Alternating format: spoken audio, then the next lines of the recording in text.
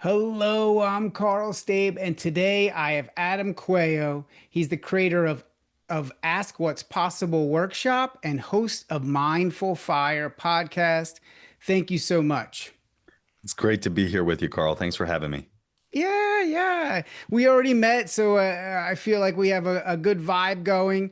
But I want to start with with you, and I think what's so important is really being mindful and understanding why we make the decisions that we do. Because a lot of times we create systems in our business because, that's the way a previous boss did it, or that's basically our personality. And we don't often go back and revisit them. I'm just curious, how do you increase that mindfulness so you're not so stuck in, just doing things the way you've always done them? Yeah, it's a great question. And I think back to when I first started practicing mindfulness. And that was about 12 years ago. It's like, how old am I now? I'm 38. So it's about 12 years ago. I remember very vividly the first time that I realized through mindfulness, like, oh, there's an inner critic in my head. And the more I realized that, the more I realized that story is running my life. It's creating my reality. And I was unaware of it for 26 years. And for me, it was really eye opening because at first I didn't want to meditate. I didn't want to, practice mindfulness. People often conflate the two, but essentially, mindfulness is a capacity to be aware of what's happening in the present moment. Meditation is mental training. So you can train mindfulness through meditation. And that's what I did. I was introduced to the practice from a friend of mine at Google. I tried it, immediately realized I'm terrible at this. My mind's all over the place and I just can't focus on my breath. And I gave up. Luckily, I gave it another shot and started getting into the rhythm with it and kind of realized that that is expected. The mind creates thoughts, so it is normal to have your mind wander. And as I started to kind of allow my mind to settle more and more, I noticed, oh, there's that story again. There's that thought of, you're not good enough. You're doing it wrong. All these things that have been, as I said, running my life for 26 years that I was completely unaware of. And the more I brought those into the light, the more I was able to ask a question, a simple question: is this useful? Is this a thought that's moving me towards what I want, or is it taking me further away from what I want and just causing me to waste mental energy? And as I started to do that and ask that question, I started to let go of these thoughts and they started to kind of atrophy almost and kind of not be as present in my life. And that allowed some more space to choose a new story for what I wanted to put in their place. So what I'm hearing is that your system of making time to meditate, making time to practice mindfulness is helping you make better decisions. So that is a huge part of why you do what you do. Absolutely. That was kind of the first time had awareness of these stories. And the more I practiced mindfulness and ultimately became a facilitator of this program at Google called Search Inside Yourself, which teaches emotional intelligence, mindfulness, envisioning, and leadership, the more I realized, oh, wait, no, this is not just me. This is how our brain works. And the system really is two things. It's based on the neuroscience of how our brain works, right? Our brain is everything we think, feel, and pay attention to is changing the structure and function of our brain, and that's happening through neuroplasticity. And our brain is predictive. Everything that we think, feel, and pay attention to is like planting a seed in our mind, and the more we do it, the more we water those seeds, and those become our reality through our predicting brain. Our brain is constantly looking for things that are familiar to us, and those thoughts and those stories create that outer reality. And so the more I realized that, I realized, wait, one, this is causing me to suffer in a lot of ways. It's causing me to make decisions that are not useful for me, the people I'm working with. My early career at Google, I struggled a lot because I was caught up in these thoughts and these stories that were not so helpful. And as I started to let go of those and started to choose more empowering thoughts, empowering stories, and get clear on what I really wanted to create, I started to put in place, I started to plant the seeds and the systems to create those outcomes for myself. And that's kind of why I do what I do. I've lived it, and I realized that I was doing it to the negative, and that I could also use those same mechanisms, those same systems within how our brain works to move in the direction that I actually wanted to move in. It's funny when you said this is why I do what I do because it helped you so much. And I think a lot of people out there listening are very much the same way. Like for me too, like I struggle with feedback for the longest time. And I was like, okay, if you're going to get good at communication, you have to be able to ask for feedback. What's going well, what's not. And that's what has really steered me in the direction of, my business and my career. And I think this is that mindfulness that you're talking about. You're noticing these patterns.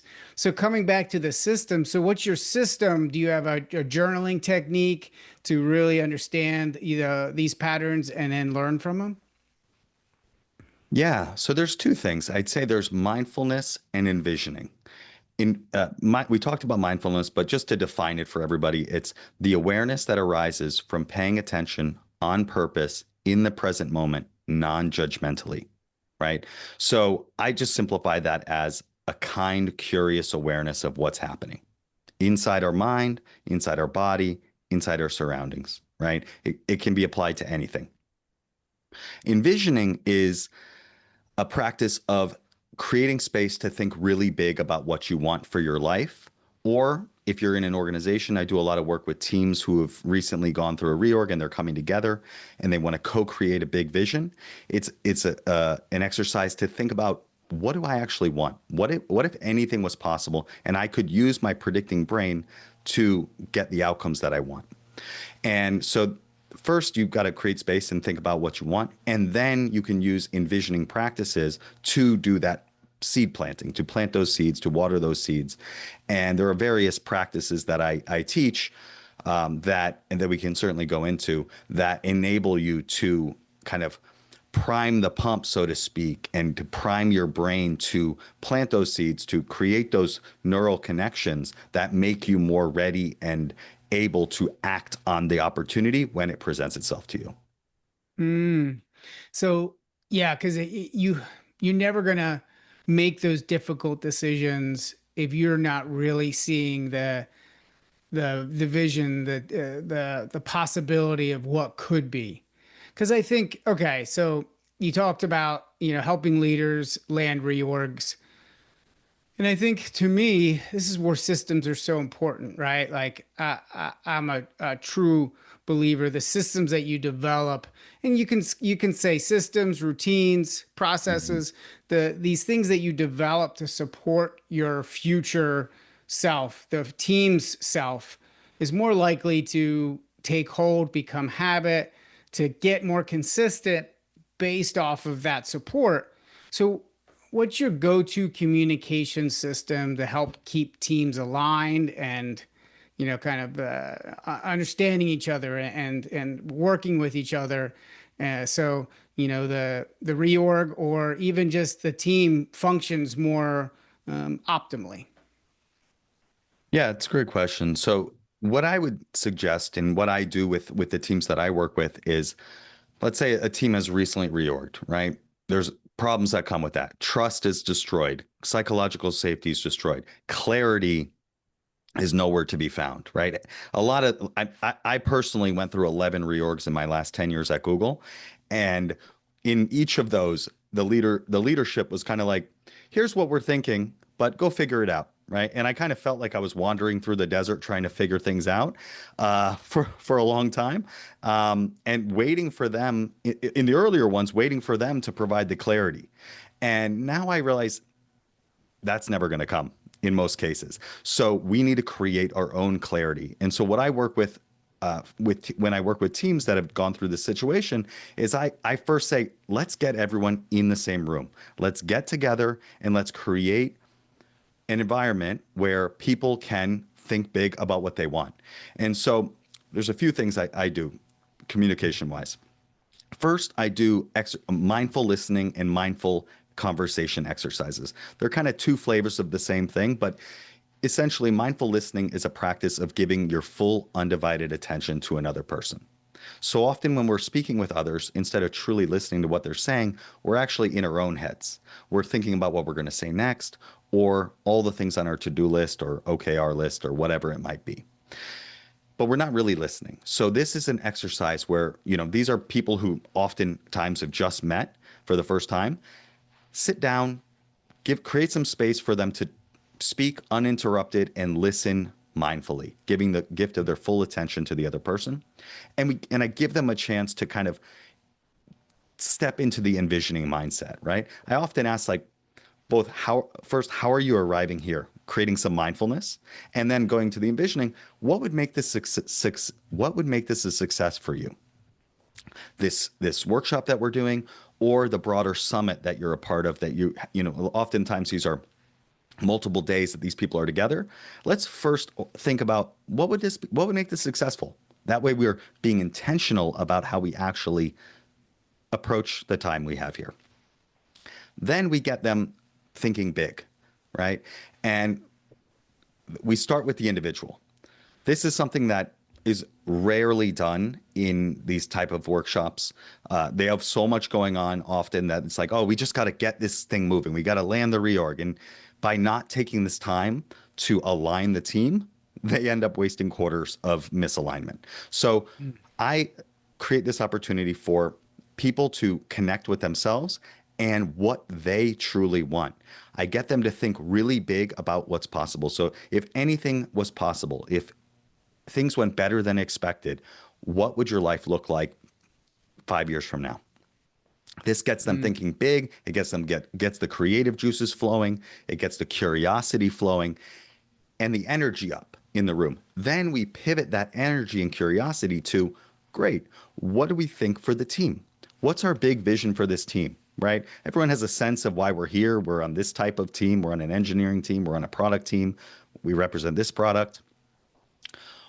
What if everything went better than expected and there were no constraints, right? Because often when people think they're thinking big, especially in a work setting, they're thinking within the constraints of their current reality, their current budget, their current resources, timelines, all of that. I tell them to put that in a little box, set it to the side, and it will still be there. But this is an opportunity to think really big. What if we could do anything? And that opens the world to so many new possibilities and ideas for them that really get them excited. And they're taught, and then we move into another mindful conversation exercise where they're in a small group and they're all sharing their ideas and building on each other's ideas. And that does two things, right? It rebuilds that psychological safety because they're taking risks, right? They're putting ideas out there without worrying about how it's going to be perceived. What if I can't actually deliver, right? None of that matters right now. We're not focused on the how, we're focused on what would be awesome. And it rebuilds the psychological safety, and it allows them to co-create a vision together. All the people are connected to the vision because they're helping build it, and their ideas are reflected in it. Then generally what we do is obviously we get them talking even more as a broader group, and often we put ideas on post-it notes. We allow people to vote on those ideas. And depending on what the team wants, sometimes they want a vision statement. Sometimes they just want to get the creative juices flowing. And what I always tell them is this is no matter how they want to do it, it's going to lift the whole offsite or team event because it's going to get the 4 C's flowing: connection, curiosity, creativity, and conversation flowing from the start. It's going to lift every conversation later on throughout the event, whether they're in the room, at the dinner, at the happy hour. All those conversations are going to be better as a result. And then just to wrap it up, at the end, we create the alignment, both, obviously as they come to a vision that they've co-created, the whole team is aligned with that vision as together. But then importantly, another step that's often skipped is aligning my personal vision with the team vision, right? So at the end, I invite them to ask themselves, how do you want to contribute to this team vision? And how does that help you move towards your own vision? Creating that personal professional alignment. Why do you think that? is always left out? I think it's just an afterthought, right? It's like you manage your, it's always like you own your career, right? We're here to support you, but you own your career, so you figure that out. Maybe we have that as a PDP conversation once a year, once every 6 months. But now we got serious business to do, right? We got this reorg. We got a lot of pressure from above. We got to deliver, right? But taking just a little bit of time to think about what each person wants, how that relates to the team's vision, and how those things can support each other makes all the difference. And speaking personally, right, I've said I went through 11 reorgs in 10 years at Google. At first, I was kind of like just waiting for them to figure it out. And then I realized it was never going to happen. I started to think, okay, well, what's my vision, right? And how can I use this as an opportunity to move towards my vision, to build skills I need, build relationships I need? And as you can probably imagine, my vision was all about creating these experiences, creating these workshops for teams and companies to, you know, connect with themselves, each other, and their biggest vision for what's possible. And so, in those new environments, in those new reorgs, I was able to bring these ideas to my team and to do like mini sessions just within my smaller team. Oftentimes, I was able to do it for other teams across Google, and just kind of made it my on-the-job side hustle. So I was able to navigate the reorgs, do my job, but also build skills towards my future that I wanted. Hmm. That's a really cool career system in there too. It just, okay, this is an opportunity. Things change. And a lot of people, the leaders don't really know what they're doing exactly. They're like, okay, we do need to adjust. We need to make some changes, but we're not going to be so prescriptive that everything is, you do it this way and do it this way. They want the teams to have some flexibility. So I could see why they wouldn't want to be, too strict with how things should be executed upon. But I think what you're also talking about is, okay, this is an opportunity, right? No matter what is happening, you can find those things to help yourself grow. And I think a lot of what you're talking about is like, okay, yeah, now we're taking on this new role, or now I have this new product that I'm a part of now, whatever it is. Now it's like, okay, well, what could I do to help support this, but also grow Mhm. my own skills? So you're trying to create those win-win type of scenarios. And that Yeah, takes me exactly. to, yeah, and I think that takes me to, okay, this is a culture thing, and you have to be able to instill, bring some guardrails around supporting that culture. And then this is an opportunity to do that. So, when you think about company culture and team behavior, how do you systemize these, intangible things? And then, do you have an example of like, okay, well, how do you measure these things and how do you track them so you feel like or you're heading in the right direction?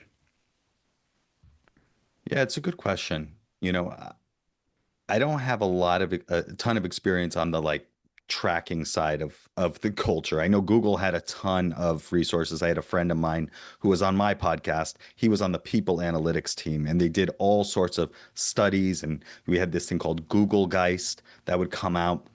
At first it was once a year, and now I think it's like weekly. They just send one or two questions and they keep a pulse on the experience of the employees.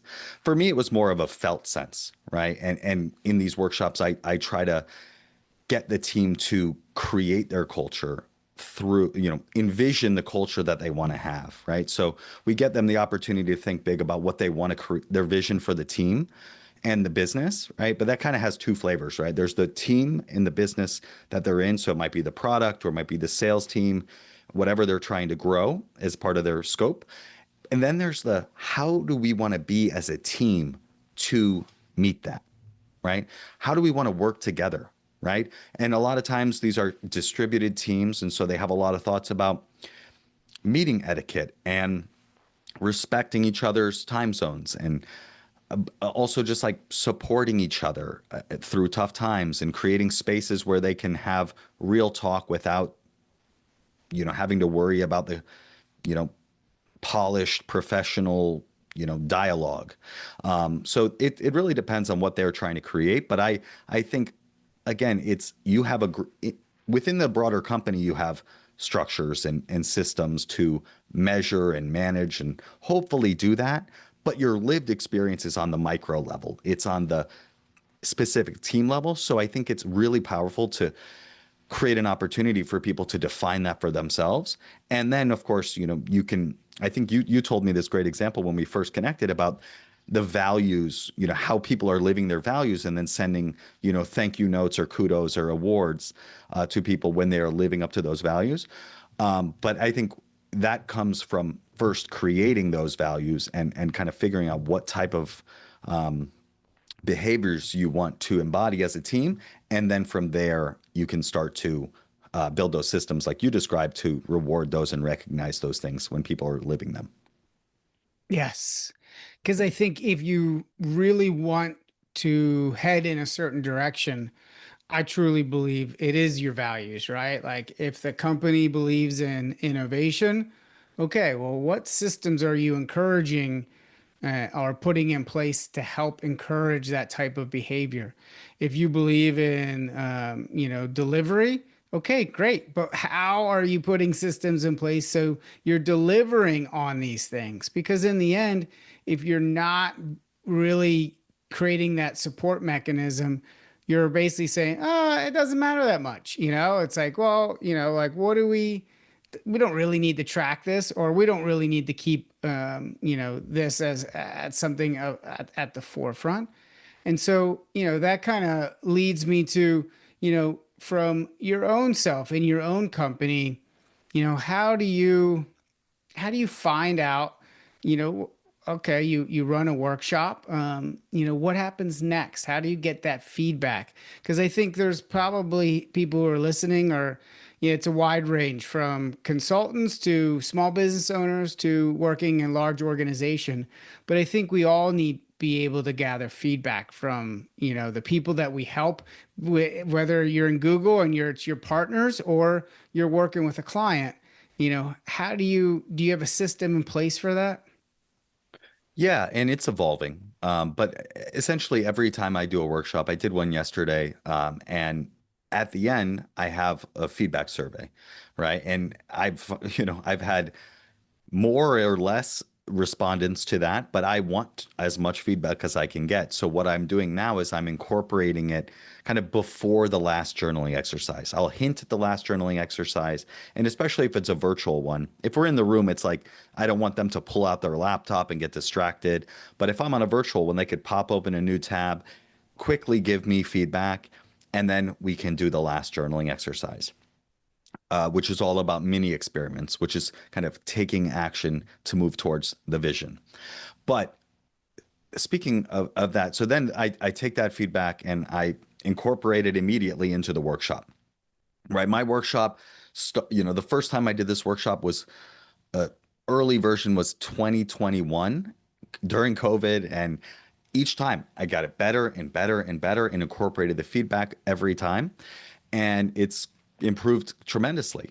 Um, then more on a kind of a longer term level, right? I want to see what happens after the workshop, right? So what I would do is I keep in contact with the person who hired me to do the workshop, and I check in with them, a couple months later, maybe a month or two later, and then 6 months later, and just one, to keep the relationship going, right? And two, to say what happened, right? How did it go? How did the team gel after that? And were you successful in moving towards your vision as you had hoped? Mm. And does that then allow you to, it's almost like a case study, right? You're gathering this stuff, almost creating a case study. Hmm.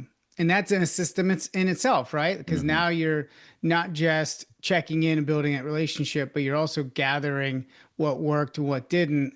And Hmm. then you're saying, hey, next client that you work with, these are the outcomes that were able to come out of this workshop. Yeah, exactly. Exactly. It's self-reinforcing. Yeah. Okay. So what's one thing you wish small? So this isn't just reorg. I mean, this is a culture thing, right? This is a team Absolutely. communication thing. It doesn't just have to be reorgs, right? Nope. So what's one system or process or tool that you use that you think more small business owners should steal from you to really help their team gel? Yeah, I think it really comes down to getting them aligned, right? Giving them a chance to think about what they want for their life. Because it's funny, I talk to a lot of people and I ask them, like, hey, what's your big vision? Very few people have a clear answer to that because they haven't set aside the time to think about it. And whenever they do, like whenever I lead one of these workshops, like yesterday, I led one, as I said yesterday, and there was someone in there that gave the feedback that, man, I was kind of really feeling a little bit down and I was feeling like my like possibilities were limited. And after that workshop, I feel excited again and I feel energized to go and attack all the possibilities that I now see. And if you're a small business owner and you create this space for your team, and you don't need someone like me to do it. You can do it for yourself, where you can go and have them sit in a room and you can get the prompt where it's, are they, if everything was possible and you could do anything you wanted and your life went better than expected, what does your life look like 5 years from now? They're going to feel a sense of clarity and self-awareness that they probably haven't felt in a long time. And then if you all give them, take that energy and apply it to your business, and you all co-create a big future for your business, that's going to be exciting for everyone. And then aligning those two things, they're going to love you for that, right? Because they're going Mm. to say, this person cares enough to me cares enough about me to create the space in our busy work schedule in our busy small business where we're all wearing multiple hats to do this work, to create a space for me to think about what I really want for my life and to apply that to how I want to contribute in this company that we're all building together. That is going to create so much goodwill in both directions and so much clarity and so much momentum. Mm. I think we learn these things as we go, right? And you learn them at Google, coaches, teachers, whatever. We learn so much, and I'm just curious. Do you have a mentor or a leader that you would like to thank, and what did you learn from them? Yeah, absolutely. I would say it's a friend of mine. That's what comes to mind is my friend Rashawn Mohammed. He and I met early in our careers at Google, and I love the guy. He's amazing. He just has a way of cutting through the stories that I'm telling myself when things are going well or things are going bad. He's like, "Is this really what we're talking about here?" And just the other day, I had a setback where a workshop that I thought was going to happen didn't happen for a reason, what isn't going to happen because of a reason out of my control. And I started making up a story about it, right? As I said, our stories create our reality because of how our brains work. And he helped me realize, hey, you're telling yourself a story here. Right. I know this stuff, but I still do it as everybody does, even though they know things. And he just helped me realize, wait, this is about more than just that. And by the way, did you realize there's another story available where this woman who you were working with appreciated the relationship that you had built so much that even though this thing wasn't going to happen and wasn't available, she didn't just send you an email. She set up time to actually talk it out with you and to share the news and just how much she appreciated the process. And even though it's not happening now, that relationship was valuable enough to her to do that. And so just from something like that to all the way back when I was considering asking my now wife to be my girlfriend at the time, 15 years ago, it was Rashawn who was there giving that sage advice. And so I really, he's always there when I need him. And it's been incredible. I've learned so much from him. That's cool. Is he still at Google? He is not. He's an entrepreneur and he's building an AI startup called hiringcoach.ai that helps Mm, people use AI to improve their and personalize their cover letters and resumes. It's awesome just to watch. And he's lived 10 lives since Google. He traveled around the world. He got bit by a shark in the Galapagos Islands. He went to Harvard and MIT and built several startups to pay for the whole thing and has been doing his own thing for like 10 years. It's incredible. That's awesome. That's cool. And you gotta have friends like that. They're Yeah. not just good friends and help you kind of ground you, but also give you inspiration as well. Yeah. He's great. So, okay, so as we wrap here, start to wrap up, every system has blind spots or modes. What could you share a story of, one system or feedback communication that broke down or failed, and then what you built afterwards to help yourself, prevent that in the future? Yeah, I think what comes to mind is just the kind of the two sides of the same coin of envisioning, right? I mentioned that I learned this the hard way. And that's basically back in like 2014. I was always wanting to be an entrepreneur. And I was at Google, which was my dream job, but I was like, I need to be an entrepreneur. And I had this story that success equals quitting Google rather than success equals building a business. It was success equals quitting Google. And I was so caught up in the story that as I pursued this team that I was on, it was an experimental team that was literally my dream job, teaching user experience to AdSense publishers to help them grow their business. But I was so caught up in this story and this entrepreneurial side hustles and things like that, that I effectively got what I envisioned, right? They 10 months into the team, that it was not just me on the team, but basically they decided we're not going in this direction anymore. And you now have a couple months to find a new job or leave Google. And I came within 30 days of losing my job at Google. I'd done many interviews inside Google, outside of Google, and came within 30 days and had zero job offers. And that's when I realized, oh, wait, I remembered to taking that Search Inside Yourself class before I taught it. And I remember this concept of envisioning. And it's like, well, this wasn't working. So what story do I want to tell myself? And that's when I started practicing new stories, like the world is abundant with opportunity. And I don't worry about doing things right or wrong. I just take action, which leads to learning, progress, and growth. And I did this practice that I now teach as one of my, you know, envisioning practices to plant seeds. And I would meditate and I would say that belief that I wanted to have, that mindset, and I would visualize how is that true in the past? How is that true in the present? And how will that be true in the future? And by doing that, I started to plant the seeds and give my brain evidence, real evidence, not made up, you know, except for in the future state, that this is true. World is abundant with opportunity. I got a job at Google. I got to travel to Asia for 3 months. Like there's plenty of examples if we give ourselves a chance to recognize them. That started to kind of power my predicting brain, and I started to see opportunity everywhere. I started to get friends reaching out. Hey, my team's hiring. Oh, you should look at this company. And I started taking action that was totally something I would never have done before. So I saw on LinkedIn, I wanted to interview with this company. I saw that a guy that I worked with a client of mine in my old role the CEO of that company was connected with the CEO of the company I wanted to interview with. And I just reached out and asked him, hey, can you introduce me to this guy? And he did. Next thing you know, I'm being recommended by the CEO to the lower levels. And I ended up finishing that 30 days with 2 job offers and ended up staying at Google. But that really showed me 2 things. First, that envisioning is happening all the time, whether we're aware of it or not. It's happening, it can happen in the negative way. In that case, I was essentially envisioning myself out of a job, right? It turns out that story wasn't what I wanted, and it certainly wasn't useful. If I wanted that outcome, I could have just quit, right? Turns out that Mm. wasn't success.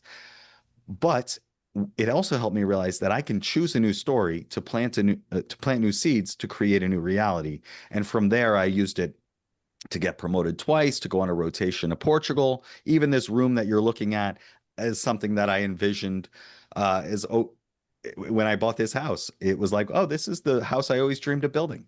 And so I've used it again and again, even to land a workshop teaching this stuff to VPs at Sundar Pichai, the CEO of Google's leadership conference a few years ago.